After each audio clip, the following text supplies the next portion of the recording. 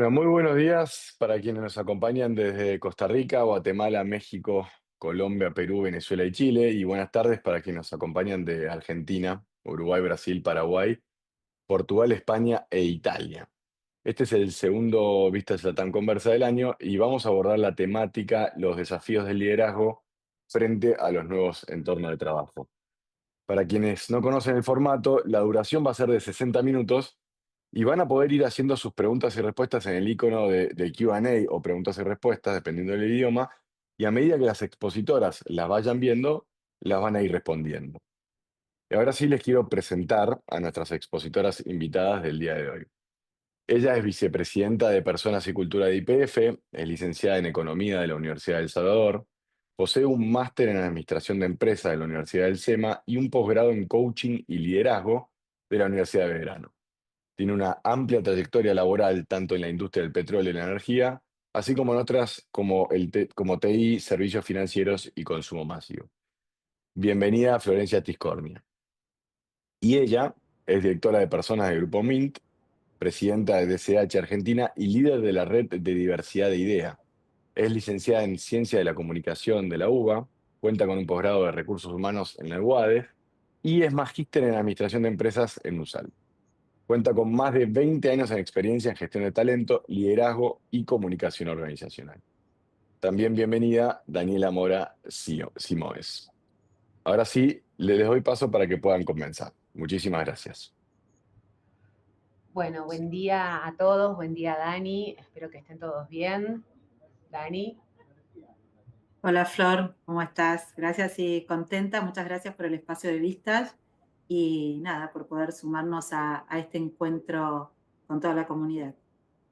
Totalmente. Y bueno, la idea un poco con Daniela estuvimos conversando de hacer justamente de este espacio una conversación. Como anticiparon, es si alguno va teniendo alguna pregunta, es ver si los podemos ir también haciendo parte de la conversación en el mientras tanto y no dejarlo todo para el final. Y bueno, para arrancar siempre toda una conversación arranca o con una reflexión o con una pregunta. Así que vamos con la primera pregunta, Dani, y arrancas vos, ¿no? Desde tu experiencia, desde donde vos hoy estás, desde tu mirada acerca de qué pasa en nuestro mercado, es cuáles son los desafíos actuales que tenemos en términos generales y en particular quizás en la industria donde vos estás en términos de negocio y qué modelo de liderazgo entendemos necesitamos hoy para dar respuesta a ese nuevo contexto. Sí, Flor, y la idea un poco como vos bien dijiste, y para abrir el juego veo que se siguen sumando personas, así que muy, muy bueno. A medida que vamos hablando con Flor, nos encantaría que también ustedes sean parte del conversatorio a través de la opción de preguntas y nos vayan dejando reflexiones, preguntas y la vamos sumando a esta conversación. Para poner un poquito de contexto, sobre todo para los que están en otros países de LATAM, el grupo MIN es un grupo diversificado en diferentes unidades de negocios, pero con foco en salud. Tenemos desde lo que es una prepaga, que en otros países se llama un financiador en salud, un seguro médico, y después tenemos varios centros asistenciales de salud, acá los denominamos clínicas, también tenemos una clínica ontológica, tenemos centros ambulatorios, es decir, bastante diverso el ecosistema de negocios vinculados con salud y con los seguros también de viajeros.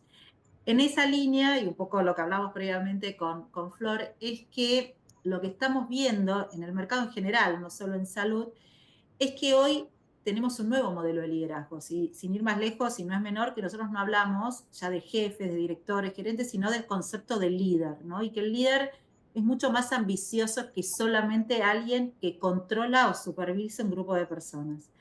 El liderazgo hoy requiere ya no tanto el saber técnico, porque para eso un buen líder se genera equipos con personas que sí tengan ese saber, sino que es el arte de inspirar, es el arte de construir propósito, es el arte de ser buenos comunicadores y sobre todo lo que hablábamos en la previa a que se sumaran todos, es el arte de poder gestionar en contextos de incertidumbres, no solo por los temas económicos, políticos que puede atravesar el país donde uno está, sino también porque el mundo de los negocios y del trabajo está cambiando. Entonces, creo que hay una cantidad de atributos que hace que hoy ser líder no solo es quién sabe, sino quién quiere. Para nosotros como organización nos interesa mucho alguien que estamos colocando en un rol de liderazgo, preguntarle e indagar si querés, ¿no? Porque antes era, ¿te acordás, Flor, que se decía, el tren pasa una vez? Entonces, che, por las dudas agarra el puesto que te den.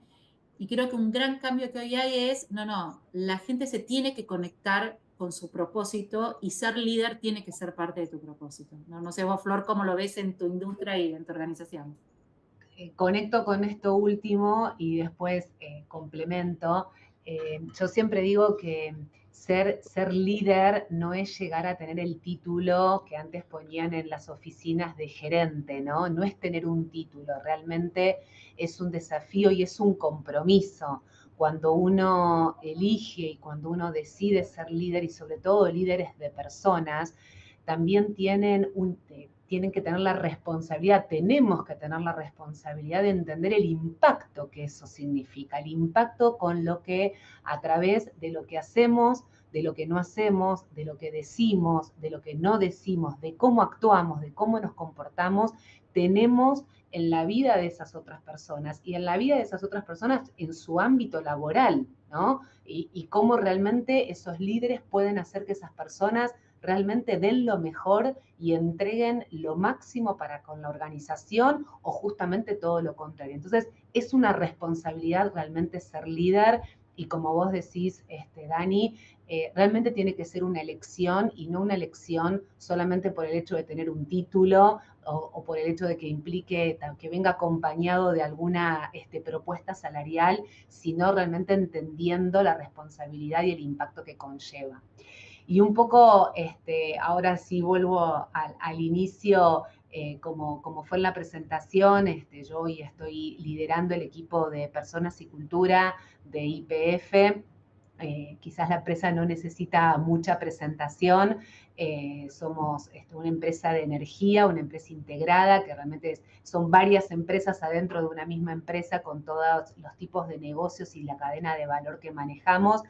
Y realmente hoy, contexto 2025, y creo que esto no solamente pasa en la industria de la energía, no solamente en Argentina, sino que creo que es un contexto latinoamericano y mundial, las empresas están mirando dentro de lo que es la generación de valor, su eficiencia, su productividad, la seguridad en el trabajo, tomar decisiones asertivas basadas en datos. Hoy hay como un foco puesto en todo esto y bueno, ¿cuál es el liderazgo que necesitamos para llevar adelante esos desafíos, ¿no? Y nosotros, por ejemplo, hablamos de 3 características de ese liderazgo, que las englobamos en transformador, asertivo y empático, en esas 3 palabras. ¿Por qué? Porque de algún modo es mirar las 3 dimensiones. Las 3 dimensiones de transformador, ¿qué tiene que ver? Con hacer que las cosas sucedan, asumir esas decisiones difíciles en estos contextos de incertidumbre, desafiar el status quo, dirigir a los equipos a esa visión de futuro, ¿no? Que a veces en estos contextos donde hay que estar mirando el aquí y el ahora por la eficiencia, por la productividad, no perder de vista que también tenemos que velar por el futuro de las empresas, por el futuro de la compañía. Y entonces también ese líder que pueda estar mirando hacia adelante y pueda llevar a sus equipos a evolucionar la forma de trabajo y a poder prepararse para el futuro. La segunda dimensión que miramos es esto de ser asertivos. ¿Y qué significa? ¿No? Bueno, que dentro de los líderes poder establecer esos objetivos desafiantes, delegar de una manera efectiva, delegar, ¿no? Mucho, Dani, se habla del empowerment, ¿no? Como el empowerment es, bueno, hacer que la gente, dejar que la gente haga. Pero el empowerment realmente es un arte, porque es hacer y delegar, hacer que los otros hagan, delegar, pero con responsabilidad.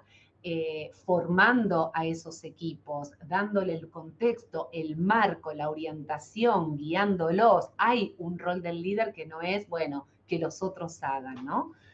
Y el último es el empático. Y el empático tiene que ver con esta mirada del líder sobre las personas en términos de su coherencia, del liderazgo con convicción, de generar los espacios de diálogos, espacios abiertos, espacios transparentes, favorecer la colaboración en los entornos de trabajo, alentar la meritocracia, reconocer los logros, cómo el líder se conecta con la dimensión personas y no solamente con la dimensión o negocio o futuro o resultados, ¿no? Sino que ponen esa tríada también a las personas en el centro. Sí, totalmente, y a lo mejor en línea con lo que vos decís, aprovecho, estaría bueno que nos vayan dejando en las preguntas qué es para ustedes líder hoy, ¿no? O qué desafíos o habilidades tiene que tener un líder hoy, así vamos viendo un poco el crisol de respuestas que hay en estas casi 100 personas que nos acompañan. Nosotros, viste que cada empresa como con su esquemita, lo que nosotros, siguiendo tu línea, como lo planteamos es el líder tiene que poder conectar, o mejor dicho, la cultura que estamos construyendo. No nos olvidemos que nosotros al ser salud gestionamos emociones. Yo siempre digo, cualquier persona que se conecta con una empresa de servicios de salud, su recuerdo probablemente va a estar conectado a una emoción. Porque, bueno, uno va a una institución de salud o una enfermedad, o puede ser algo positivo, o puede ser un parto, pero hasta puede tener una emoción a veces negativa, ¿no? Por la angustia, la ansiedad. Entonces nosotros decimos, al ser una organización que gestionamos con emociones, nuestro foco hoy en el liderazgo es conectar el ser con el hacer, ¿no? Nosotros decimos, hay una evolución en las inteligencias. Hace décadas atrás, cuando uno decía, ¿cuándo una persona es inteligente? Y cuando tiene determinado coeficiente intelectual. Eso lo hacía la persona inteligente. Después esto evolucionó y dijo, no, pero espera, con eso solo no alcanza, sino que también empezamos a ver que está la inteligencia emocional, ¿no? Justamente la parte de las emociones, no es solo lo que sabemos. Einstein era inteligente, pero por eso solo tal vez no era un buen líder. La generación de los millennials nos trajo la inteligencia colaborativa, el aprender con el otro. Aparecen las grandes aplicaciones donde Waze, donde uno compartía sus experiencias, aprendía y tomaba decisiones. Y hoy vemos como parte de esta transformación organizacional y entendiendo que la IA está transformando los roles y qué es lo que las personas vamos a contribuir al mundo del trabajo, y se habla de la inteligencia espiritual, que no tiene que ver con un tema religioso, como es decir, eso va por el carril que cada uno tenga de la fe, sino que tiene que ver con esta conexión del hacer, que vos bien dijiste, las organizaciones hoy tenemos que ser productivas, rentables, sustentables, como siempre, en contextos como los que vivimos, por lo menos en países de Latam, mucho más, pero esto solo es posible si podemos conectar con este ser. Y en el caso de los líderes, en un proceso de transformación, como está viendo en el mundo de los trabajos, implica conectar con emociones que nosotros trabajamos como la vulnerabilidad, el ego, el miedo. Nosotros muchas veces en nuestras empresas, y seguro es parte de las que están acá presentes, tenemos personas en posiciones de liderazgo que hace bastantes años que están en ese rol y adquirieron poder. Ser líder también implica tener poder. Y de repente las empresas le estamos diciendo, estamos innovando, tenés que hacer tu reskilling. Y esa persona está atravesada por un montón de emociones que las tiene que poder sortear, que las tiene que poner en el plano del consciente. Y por eso, si logramos, nosotros decimos, si logramos trabajar de ese lugar, vamos a lograr sacar la mejor versión de ese líder, su ser, para dar su mejor resultado del hacer. Entonces yo creo que en el contexto del que viene, y en línea con lo que vos decís, Flor, esta conexión entre el ser y el hacer es cada vez más poderosa. No alcanza solo con un líder que alcanza resultados. Si no logra traccionar, inspirar y construir la mejor versión del equipo, probablemente ese resultado no se mantenga en el largo plazo. Totalmente, porque quizás hoy lo que pasa es que las personas no solamente buscan en su lugar de trabajo una fuente de ingreso, sino que también lo que están buscando es una fuente de sentido, una fuente de propósito, ¿no? Eso que realmente te despierte todos los días, ir a ese lugar y contribuir a algo que va más allá de llevar un salario a tu casa, ¿no? O de obtener algo material. Y entonces ahí es como que eleva ese desafío que tenemos los líderes entre manos para conectar justamente lo que las organizaciones necesitan y el valor que necesitan generar, sea cual fuere ese valor, y lo que las personas traen a esa organización en un momento determinado intervenidas por todas sus emociones y situaciones y vivencias, y realmente el rol del líder está como en el medio, ¿no? Articulando entre Total. esos dos mundos.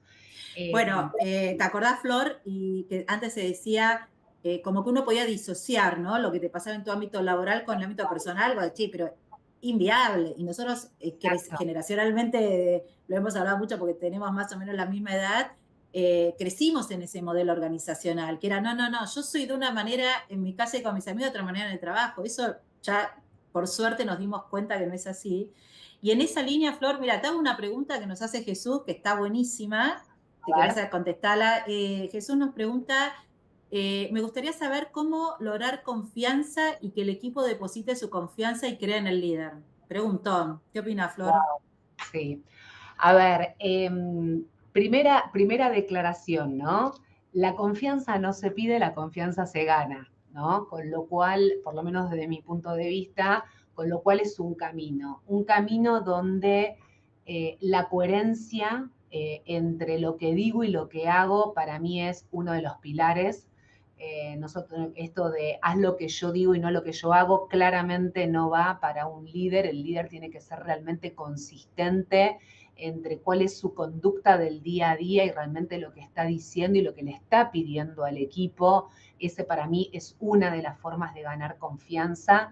La otra forma, es decir, eso te da credibilidad, ¿no? De alguna manera. Eh, Luego, otra de las maneras de ganar confianza tiene que ver a través del diálogo. Si hay algo que por lo menos en mi rol, en mi puesto, desde la mirada de recursos humanos y a lo largo de todos los años acompañando esta y otras organizaciones, que para mí es uno de los grandes problemas que tenemos en las organizaciones, es la comunicación. Cuando falla la comunicación, cuando no se dan esos puentes de reflexión, de entendimiento oportuna, de decir las cosas en el momento oportuno, de clarificarlas, de acordar las expectativas, bueno, realmente esa falta de comunicación empieza a generar un entorno de incertidumbre y por lo tanto de desconfianza. Los líderes necesitamos tender esos puentes de comunicación abierta, transparente. A veces conversaciones que son fáciles, a veces conversaciones difíciles, pero hay que darlas. Y creo que eso es otro de los caminos de la construcción de la confianza. Y por otro lado es realmente cómo los líderes logramos conectar el propósito y los objetivos de las compañías con lo que cada persona valora y es. No todas las personas valoran lo mismo, no todas las personas necesitan lo mismo. Con lo cual, un líder que va con las mismas recetas para con todas las personas puede no necesariamente generar confianza en algunas y no en otras. Y justamente esto es otra de las habilidades que necesitamos en los líderes. Cómo realmente poder tener esa plasticidad, esa autenticidad de entender, en algún momento se llamó adaptativo y tenía también algunos otros nombres, ¿no? Pero realmente entender esto, ¿no? Cómo poder conectar con cada una de las personas dentro de lo que son, dentro de lo que están sintiendo y hacer ese puente con lo que el equipo necesita y con lo que la organización necesita y lo que esa persona puede dar en ese momento. No sé vos. Sí, mirá, hubiera dicho lo mismo, creo que usaste todos los mismos términos y si me tuviera que quedar con una idea fuerza, es la coherencia, ¿no? Y teniendo en cuenta que hoy estamos tan expuestos, obviamente algo que no hablamos, y ahora nos vamos a meter un poquitito en tema de equipos, que Jesús nos dio el pie, pero hoy el liderazgo inspira hacia adentro e inspira hacia afuera. Hoy, por ejemplo, cuando se mide una reputación de marca, también vieron que se mide mucho la reputación de sus líderes y la exposición y cómo la marca profesional uno la expande fuera de la organización. Pero eso requiere justamente mucha coherencia, ¿no? Es decir, porque, y tener mucho sentido. La coherencia no es seguir libritos, seguir lo que es cool, lo que está de moda, sino conectarse con lo que a uno le hace sentido. Así que creo que en eso es el punto que hoy la gente más necesita, coherencia y transparencia, ¿no? Si tuviera que definir la fórmula. Y ahí te abre el juego, Flor, ya que salió a decir esto, cómo construir confianza en los equipos. No sé, Jesús, si te contestamos, si no volver a escribirnos, si la profundizamos o dejar la reflexión. justamente para construir esa confianza, ¿no? Requiere, como bien dijiste, trabajar con las diferentes generaciones que muchas veces conviven en nuestros equipos, porque hoy tenemos el talento, no es solo el talento joven, tenemos talento grande. Entonces, ¿cómo ves vos? Ahora te hago yo una pregunta a vos, Flor, como me hiciste la de Vamos. liderazgo a mí. ¿Cómo ves vos hoy el tema de los desafíos de la gestión del talento, ¿no? Hablamos recién del tipo de liderazgo que necesitamos, pero ahora tenemos los equipos. ¿Y qué particularidades o desafíos ves vos en este contexto, en esta transformación que hoy nos demandan los talentos en nuestras compañías? A ver, yo creo que hoy en las organizaciones, y ya nos viene sucediendo desde hace algunos años, esto no es de ahora, pero sí lo que empiezan a vivir son, a convivir son las distintas generaciones dentro de una organización, ¿no?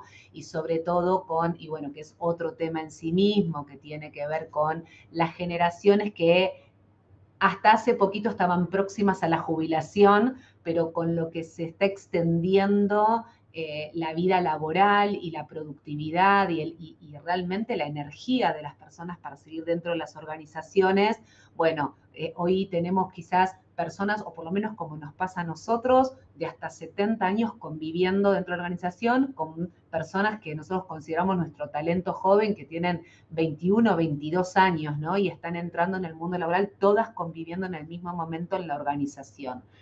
Y si bien creo que hay factores comunes que todas las generaciones tienen, que tiene que ver, por ejemplo, con el reconocimiento, ¿no? Algo de lo que a veces no hablamos mucho, pero todas las generaciones de alguna u otra forma buscan ese punto de reconocimiento que va más allá del salario, ¿no? Que va más allá de lo monetario dentro de las organizaciones. Sí hay mucho particular de estas generaciones que hoy nos hacen, dentro de las prácticas de gestión de personas, desafiarnos a entender qué es lo que buscan y cómo de alguna manera vamos a dar respuesta para poder ser atractivos, ¿sí?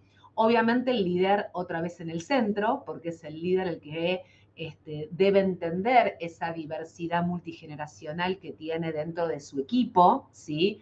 Y ver a qué cosas le pide a cada uno, qué rol le da a cada uno dentro de ese equipo y también entender esas personas qué es lo que están pidiendo. Por ejemplo, ¿qué nos pasa a nosotros? Personas de las generaciones más próximas a los 60 o los 70 son personas que tienen un conocimiento muy valioso para la organización y que quizás lo que están buscando es esto, ¿no? Cómo lo comparten con el resto del mundo, ese conocimiento y cómo se sienten reconocidas por ese conocimiento que tienen, mientras que las nuevas generaciones vienen ávidas de aprender y de crecer rápidamente y de tener mentores, por ejemplo, ¿no? Es algo que buscan un montón. Entonces es cómo unimos los mundos, cómo unimos el mundo del que quiere dejar su legado, quiere compartir su conocimiento, con esas generaciones que están buscando aprender, desafiarse y crecer rápidamente. Entonces, bueno, desde la gestión del talento empecemos a unir esas generaciones a través de distintas prácticas, por ejemplo. No sé vos cómo lo ves, Dani. Sí, coincido y un desafío que creo que hoy tenemos, que hoy hay seguramente lo que voy a decir no va a ser novedoso para los que nos están acompañando. Si algo dejó la pandemia en general y en estas generaciones que conviven es el concepto de bienestar, ¿no? Somos como mucho más un temón que dijimos que ahora en un ratito lo hablamos, que es modelo híbrido, presencialidad versus virtualidad, pero la gente, si algo empezó a tener como mucho más sentido, es cuidar su bienestar, ¿no? Entonces, esto creo que es algo que en los equipos tenemos que cuidar mucho el bienestar, como bien dijiste, desde la seguridad psicológica, el entorno donde está trabajando, el bienestar vinculado, bueno, con salud, que para nosotros como organización de salud es un tema estratégico, el bienestar vinculado con su entorno, la familia, por esto que decimos que uno no se disocia, lo que le pasa en la casa lo atraviesa y lo lleva al mundo del trabajo. Creo que eso es un tema clave a la hora de pensar en la gestión del talento. Y después esto que vos decís es la primera vez en la historia del trabajo que conviven 4 generaciones en las compañías, con una dispersión etaria muy importante y atravesadas por momentos históricos, educativos, totalmente distintos. Yo creo que la clave, y los líderes también entender que, a ver, no somos los gurúes que podemos gestionar a todos, sino que tenemos que entender y desde la vulnerabilidad, por eso en las organizaciones existen programas de mentoreo, programas de... A veces uno puede tener a alguien en el equipo que es, a esta persona le vendría bien poder hablar además con otra persona, no sé, un líder Exacto. de 30 años que tiene una persona a su cargo de 65 o 70 años, como vos dijiste. Y hay algunos temas que tienen que ver con sus experiencias de vida que tal vez ese líder de 30 años no logra conectar, porque todavía ni llegó a ese momento de vida. Entonces, el pensar también en liderazgos colaborativos, por eso digo desde la vulnerabilidad, decir, mira, puedo pedir ayuda a otro líder que tal vez puede acompañar, no desde el rol, sino desde lo que le está atravesando de la emoción ese colaborador. Creo que esta parte de, en el buen sentido, de los líderes que compartan, ¿no? Que se generen hacia adentro de la organización también espacios colaborativos es súper importante. Y el otro Sí, tema y para mí clave... perdóname complementarte en esto de lo cruzado, es y al revés, ¿no? Cómo ciertos líderes se dejan mentorear por jóvenes que le pueden traer su perspectiva, su mirada de la gestión, desafiarlos, ¿no? Que a veces también, ¿no? A los líderes que ya están en etapa madura, llamémosle, también, ¿no? Verse desafiados o interpelados por la mirada más joven, despojada de quizás de la experiencia, muy desde afuera, también nos cuesta, ¿no? Pero eso de alguna Total. manera acerca esas generaciones y ayuda a los líderes a poder estar mejor preparados más rápidamente, tal cual. Total, total. Y entender que nosotros sí, por ejemplo, a nivel compañía, lo que estamos trabajando y tomando una de las partes que vos me dijiste, que mencionaste, fuertemente con la generación Silver y entender que hay también en ellos un cambio en mindset que tenemos que acompañar. ¿En qué sentido? Alguien que está trabajando fuertemente en este tema me dijo, uno a los 50 años se tiene que preparar para los próximos 30 años de empleo, porque la gente vamos a llegar por necesidad económica o por necesidad de cómo estamos de activos física y mentalmente. Ahora, ¿eso implica que vamos a estar en relación de dependencia en un trabajo de 9 a 18 hasta los 80? No, claramente no. Pero eso implica ayudar, nosotros estamos trabajando fuerte en este concepto de generación Silver, ayudar a repensarse en cómo uno se vincula con el mundo del trabajo. Y acá voy a poner una palabra que también puede ser como muy disruptiva para el mundo de las organizaciones, que me lo dijo una vez otro colega nuestro. Se, las organizaciones tenemos que ser más amorosas en estos temas, ¿no? Porque a veces somos transaccionales. Bueno, le damos el paquete, le damos el dinero, le Llegó a armamos tal la lugar, jubilación, entonces ya claro, le hacemos la pronto. fiestita, besito, besito, Exacto. y no nos vemos más. Y yo creo que, y acá sabiendo que hay muchos empresarios que probablemente esta generación fue la que los ayudó a construir su compañía, es cómo le generamos espacios y acompañamiento para que también estas personas puedan ir repensándose, que no es fácil, no les resulta fácil, porque es una generación que el trabajo está relacionado a relación de dependencia, me jubilo y no hay más nada después. Uh-huh, uh-huh. O sea, lo planteo cuando hablamos de talento, pensar en el desafío de las nuevas generaciones que buscan bienestar a full, y estas generaciones que tal vez se están retirando de la relación de dependencia, pero van a seguir con una persona hoy de 60, 65 o 70 años, como vos mencionás, todavía está muy activa para seguir vinculada Totalmente, con el trabajo, que no necesariamente es un vínculo de dependencia. Flor, totalmente. nos están Ahí haciendo un montón de preguntas. justo Ah, quería decirte una que Silvina preguntaba cómo podemos hacer para que la transferencia sea inversa de más jóvenes a más antiguos. Esto un poco lo abordamos y en las organizaciones le llamamos el reverse mentoring, ¿no? El mentoring al revés.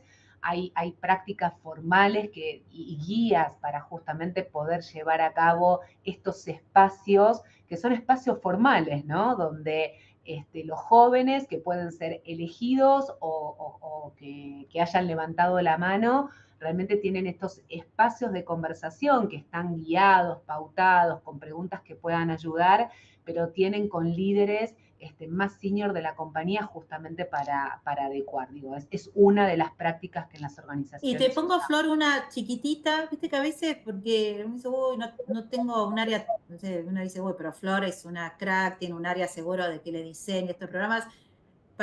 Les doy una chiquitita, ¿no? Porque Flor tiene un equipazo, que es desde lo simbólico también uno puede empezar. Si se hace un espacio para presentar algún proyecto, vieron, en las organizaciones más tradicionales, jerárquicas, siempre presenta desde la jerarquía, el director, el gerente, el jefe. Bueno, a veces esto de hacerlo a la inversa es, démosle ese espacio donde van a estar todos estos referentes de la compañía, pero que presenten los jóvenes. Si a lo mejor son los que están liderando ese proyecto. Desde lo simbólico uno con eso va traccionando una transformación cultural, que el Totalmente. saber también está la gente más joven, entonces en estos espacios de encuentro, convenciones o presentación de proyectos, que no sea siempre el líder, que a lo mejor es este que tiene 50, 60 o que años de estar en ese rol, sino darles el espacio a que los jóvenes también puedan ser parte de ese proceso. E incluso cuestiones más del día a día, como, y nosotros también lo hacemos, armar desayunos, ¿no? Conversaciones sin nada pautado, que sea una conversación abierta, por ejemplo, entre el CEO o la primera línea de management de la compañía y los jóvenes de la organización, ¿no? Espacios chiquitos, no multitudinarios, para donde realmente pueda darse ese diálogo de vuelta. Así que ahí hay como varias prácticas que no requieren tanto diseño. Total. Ping-pong de preguntas, Dale, tenemos un vamos. montón, así nos salimos del libreto que teníamos y vamos, me parece que es mucho más rico. Te pregunto, Flor, Lucas Chávez nos pone, si pueden poner la pregunta de qué país son, estaría buenísimo, porque tal vez también hay cosas más particulares de su país. ¿Cómo podemos lograr como líderes que la gente esté con ganas de capacitarse y de superarse continuamente? Teniendo en cuenta que nos encontramos en un contexto que cada vez hay menos interés por el trabajo, donde solo se ve como un medio para poder vivir y no tan alineado con el propósito que pueda tener la empresa. Muy buena pregunta, Lucas. ¿Qué Tal opinas, cual. Flor? Eh, a ver, no le voy a poner solamente al líder, ¿no? Creo que la organización como un sistema, las compañías como un sistema, realmente tenemos que tener una responsabilidad y un compromiso súper fuerte con el desarrollo de las personas desde el momento uno que ingresan en la organización, y tiene que ver con esa cultura que generamos internamente dentro de las organizaciones, con el aprendizaje continuo, con el desarrollo, con el no quedarte, con el desafiarte. Realmente tanto el conocimiento como ese conocimiento aplicado que tiene que ver con la experiencia es sumamente importante, y las organizaciones debemos buscar modos y sistemas formales para poder activarlo. Y para mí y es donde arranca, tiene que ver con esa cultura, ese aire que se respira en la organización. Entonces, por ejemplo, primero, desde qué conversaciones de autodesarrollo tienen los líderes con las personas, ¿no? No esperar que la organización venga a decirte lo que tenés que hacer, sino es cómo los líderes provocan en sus equipos esto, ¿no? Bueno, estos son tus gaps, por ejemplo, o estas son tus oportunidades, o esto es hacia dónde vos podés enfocarte a futuro. ¿Cómo crees vos que lo podés desarrollar? ¿Qué te faltaría hacer? ¿Qué tipo de formaciones formales o de lectura o de llevarlo a la práctica o de on-the-job training tenés para hacer? Empezar a que los líderes tengan esas conversaciones y esas provocaciones con sus equipos. Después puede venir la política de la compañía, ¿no? Si te pago el máster o no te pago el máster, si te cofinancio un estudio o no, si te invito a una actividad de formación que organiza la compañía. Digo, pero si desde ese rol del líder, que es el líder el que está motivando esa conversación con las personas, y la organización le pide a las personas en su proceso de desarrollo profesional traer su plan, porque el plan de desarrollo es de las personas, no es de la organización. Y eso es lo que tenemos que, de alguna manera, provocar. No sé vos, Sí, Dani. yo complementando y a tu pregunta, Lucas, que coincido decir, hoy es una realidad las investigaciones y que manejamos en diferentes asociaciones donde estamos, pero no solo locales, globales, cada vez más gente está apática con su lugar de trabajo. Eso es una realidad. Y creo que ahí es donde entra esto que venimos hablando de la conexión entre, si querés, entre lo emocional y el resultado. Y Flor decía algo en el tema del liderazgo que coincido plenamente, que es conversaciones claras y muchas veces asertivas. Yo creo que cuando uno se vincula con el mundo del trabajo hay un contrato psicológico y transaccional mínimo que hay que cumplir. Por eso si vos, Lucas, decís, mira, esa capacitación es la condición insoslayable para cumplir el rol, bueno, esa conversación tiene que estar muy clara, tal vez es una conversación difícil, pero es fundamental no por solo esa persona, sino por, yo siempre le digo a los líderes, por respeto profesional a esa persona, uno tiene que dar claro de lo que se espera, pero dos, por también uno como líder, cómo construye con el resto.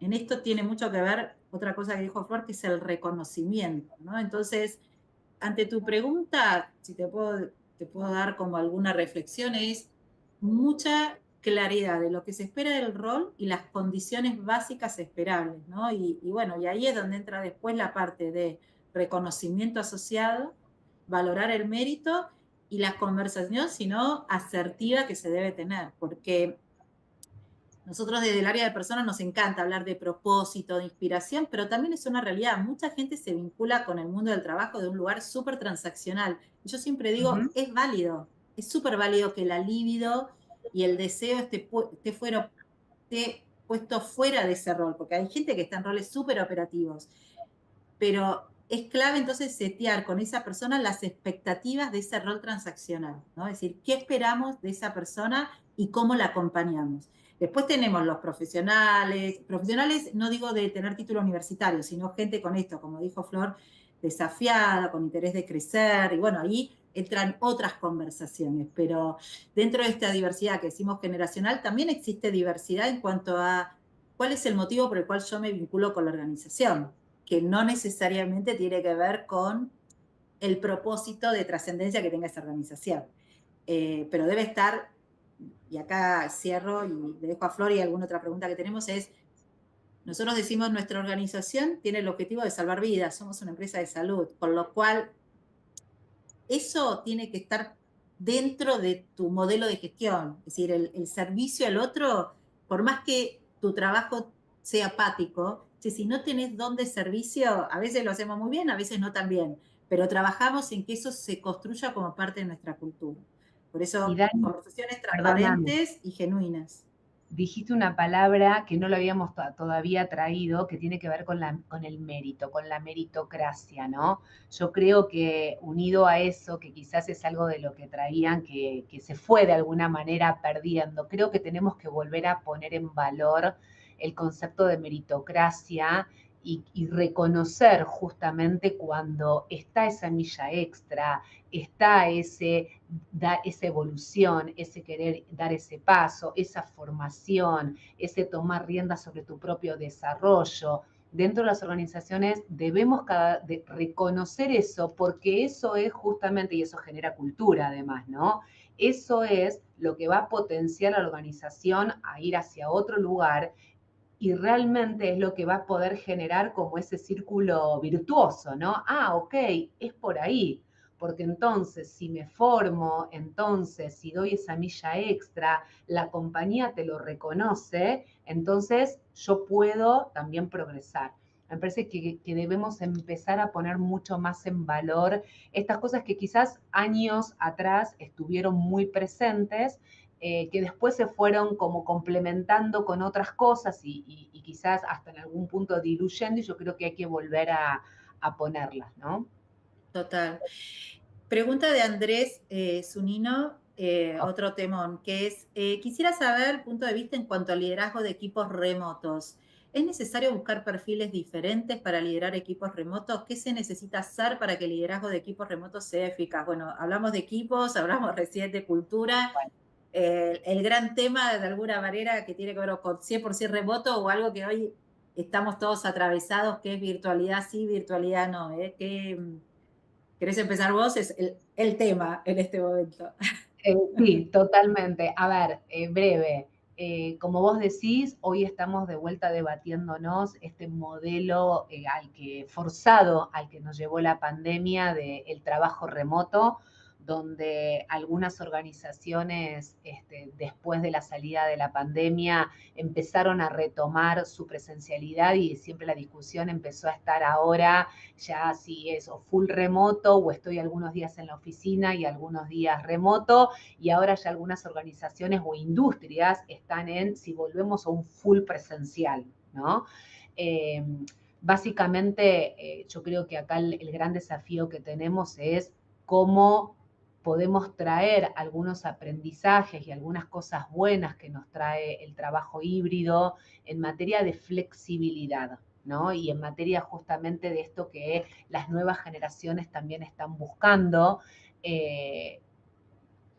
pero creo que la presencialidad empezó a ser mucho más necesaria dentro de las organizaciones porque también nos dimos cuenta que ese full remoto o ese gran tiempo estando remoto nos pierde conexión de la persona con la organización, con la cultura, con los equipos, con esto de lo que es el trabajo colaborativo realmente, el sincronizar, el poder entender. Convengamos que una conversación a través de una pantalla no tiene la misma riqueza, la misma textura que una conversación presencial.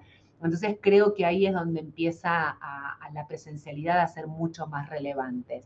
Y si necesitamos líderes distintos, no sé si líderes distintos, porque todos de alguna manera manejamos algún tipo de trabajo híbrido como líderes, pero sí necesitamos líderes preparados y formados. No es lo mismo tener un equipo, por ejemplo, operativo, en el cual uno está 100% con ese equipo y estamos todos en un mismo espacio y en un mismo entorno, que personas que tengo distribuidas en distintos lugares, que nos podemos ver un ratito en el día o capaz que pasan 2 o 3 días y no nos conectamos, ¿no? Yo creo que sí se necesita una cultura de trabajo por objetivos muy fuerte, de determinar cuál es el objetivo, cuáles son los tiempos, cómo se van a cumplir, cómo se van a generar esos entregables, cómo se van a gestionar esos espacios de conversación, cómo se maneja la agenda. Digo, creo que sí se necesitan algunas capacidades del líder puesta de manifiesto mucho más que en un entorno presencial. No sé vos, Dani, ¿cómo lo ves? Sí, complementando y coincidiendo, por supuesto. Yo creo que lo que ha pasado con esto, ¿no? Convengamos que el concepto de lo remoto no fue algo, a diferencia de otras transformaciones que hubo en el mundo del trabajo, que se fue dando paulatinamente como un cambio en la manera que trabajábamos, sino que de un día para el otro el mundo, digo, salvo algunas empresas puntuales que lo tenían, pero tuvimos que de un día para el otro ir a trabajar desde las casas, ¿no? Y Ujú. eso en un primer momento, acá hablando con colegas que estamos en la región y en otras asociaciones, salió como que era la nueva manera del trabajo y había como diciendo, no, y hay empresas que directamente ya dejaron todos los ladrillos porque ahora todo el mundo va a trabajar desde la casa y a veces tenemos estas reacciones sociales cuasi antropológicas como de ser muy pendulares, ¿no? Y era, no se vuelve más a la oficina. Después cuando se fue saliendo de la pandemia, y aparte nota al pie, que era, sí, esperen, hay otra gran parte del mundo del trabajo, ni hablar como Flor, como yo, que tenemos gran parte de nuestra operación en terreno, que nunca vivieron la hibridez, es decir, un médico, una enfermera en un hospital, un sanatorio, estuvo todo el tiempo presencial. Es decir, se veía también como, digamos, pues, porque estás generando una grieta enorme entre el mundo del trabajo. Parecía que existía una manera de trabajar casi 100% desde las casas y una manera que era 100% presencial. Después creo que las organizaciones nos fuimos dando cuenta, no, pareciera esto que dice Blockchain, un poquito de presencialidad, conectarse con la gente, y salió el lema venir con propósito, ¿no? Y la gente igual no venía, o sea, pero vení con propósito, y hablábamos como los colegas de recursos humanos, de personas, y decía, sí, le decimos a la gente que venga con propósito, pero dice, yo el propósito lo tengo en casa, porque aparte me da más bienestar, no sé, a mí, a esta gente de mi equipo decía, pues ¿sabes qué pasa, Daniela? Yo ya me organicé, yo termino mi día y en 2 minutos tengo el gimnasio enfrente, me corro al gimnasio, si voy a la oficina, tengo 1 hora de transporte, ¿no? Entonces El la horario gente de se había commuting, tal cual. acomodado y creo que hoy estamos, y acá tal vez hay algunos empresarios o de áreas de finanzas más duras que dicen, sí, pero ¿sabes qué me pasa con esto? Que no me garantizás la productividad y la rentabilidad de la empresa, ¿no? Y creo que hoy estamos en ese momento, y esto que dice Flor, a otro extremo pendular, que es volvemos todos a la oficina, como puede pasar en algunas compañías. Nosotros igual hemos hecho en diferentes espacios de mediciones, que tenemos muchos colegas de la región, les diría que hoy, acá hablo más de la Argentina, no puedo hablar del resto de la región, perdón, pero en Argentina hoy el modelo que más frecuente se da es 3 en la oficina, 2 en la casa, pero como dijo Flor, ya con mucha tendencia a 4 en la oficina, 1 en Cuatro la por casa. Entonces, creo que lo que nos está pasando todavía el esquema no está estabilizado. Si me preguntan a mí, creo que nos vamos a ir a un momento de mucha más presencialidad porque en un contexto económico donde los resultados están complicados en muchas industrias, yo no sé un poco lo que dicen las áreas de negocio. Yo no sé si la gente produce más en la oficina, pero acá los veo, ¿no? Es decir, creo que volvimos a esto que dice de la parte de medir más objetivos, construir más confianza, que como fue tan de un día para el otro y volver a las casas, no logramos construir acá hablo en nivel general, ¿eh? Nosotros estamos 3x2, por ejemplo, 3 en la oficina, 2 en la casa, los puestos no asistenciales. Pero coincidiendo con lo que dice Flor, creo que en el mundo del trabajo fue tan rápido este modelo remoto que no llegamos a construir los sistemas de gestión por objetivos, de liderazgo basado en la confianza, que podamos garantizar, porque insisto, los que estamos en el área de personas, hablo por Flor también, creo, sabemos que el talento produce igual en la casa o en la oficina y el que no es talentoso en la oficina también puede hacer otras cosas y no ser productivo. Pero creo que nos falta tener más mediciones objetivas para demostrar al negocio que esto es así, ¿no? Y por eso hoy estamos con más presencialidad. Más mediciones objetivas y vuelvo a unirlo más con cómo ponemos de relevancia la meritocracia, cómo realmente premiamos a los que sí hacen el buen uso, son productivos, generan valor y tomamos decisiones con los que no necesariamente lo hacen. Ahí Samantha, no en el de preguntas, pero sí en el chat pone qué recomendaciones le daríamos para liderar a trabajadores que se resisten a las actividades presenciales pero que cada vez que los tiene que llamar presencial tiene todas las excusas. En realidad acá lo que yo creo es, si a las personas se les da la opción de elegir y son personas más de perfil staff, llamémosle, no les quepa la menor duda que van a elegir el remoto, ¿sí? Porque tiene muchísimas ventajas de cara a las personas. Son pocas las personas que dicen, no, yo me siento más cómoda en la oficina, ¿sí? Entonces, las organizaciones ahí sí, como tales, creo yo, tenemos que tomar la posición de esta es mi política. Y mi política es 2 días en la oficina, 3 días en la oficina, 4 días en la oficina, lo que fuera que se defina como la política de la compañía y preparar a la compañía para ese tipo de trabajo. Entonces, si vamos a volver a un contexto de más presencialidad, cómo estamos preparando las oficinas, cómo estamos preparando los entornos de trabajo colaborativos, si tenemos que revisar algo del transporte, si tenemos que revisar algo de los comedores, si tenemos que revisar algo de los beneficios que damos en la presencialidad versus el trabajo remoto. Digo, creo que sí eso nos invita a revisar justamente algunas cosas que quizás las empezamos a dejar un poco de lado porque estábamos todos más remoto, pero creo que sí es importante que la compañía defina una política. Y la política de alguna manera es la que se tiene que respetar y cuidar, ¿no? Como que no hay excusas para decir lo hago o no lo hago. ¿Sabían? Coincido y creo que esa es la parte como antipática o direccional que hace a setear esas expectativas y decir, en esta organización estas son las reglas de juego y una es esa. Insisto, creo que sí requiere, como bien dijiste, un liderazgo que sea particular, qué se hace remoto y qué se hace presencial, porque a veces lo que vemos es que es plano, ¿no? Entonces uno ve a las personas 100% conectadas o haciendo tareas hiperoperativas en la oficina y cuando en realidad no, esperá, eso que lo haga en la casa y cuando viene a la oficina, aprovechar como líder a construir más espacios de equipo, a construir confianza, ¿no? Requiere adecuar, como vos bien dijiste, el tipo de roles o tareas. Estamos a 5 minutos de cerrar, pero Flor, no sé si hay una pregunta que hizo Inés, que no sé si la vamos a poder responder en 5 minutos, pero dejarle algún tip pregunta desde Perú. ¿Cómo, si le podemos dar alguna ayuda o alguna recomendación de cómo reclutar personas en lugares donde la gente no busca crecer profesionalmente y donde uno compite con el trabajo informal? Si tenemos alguna sugerencia para darle en este sentido.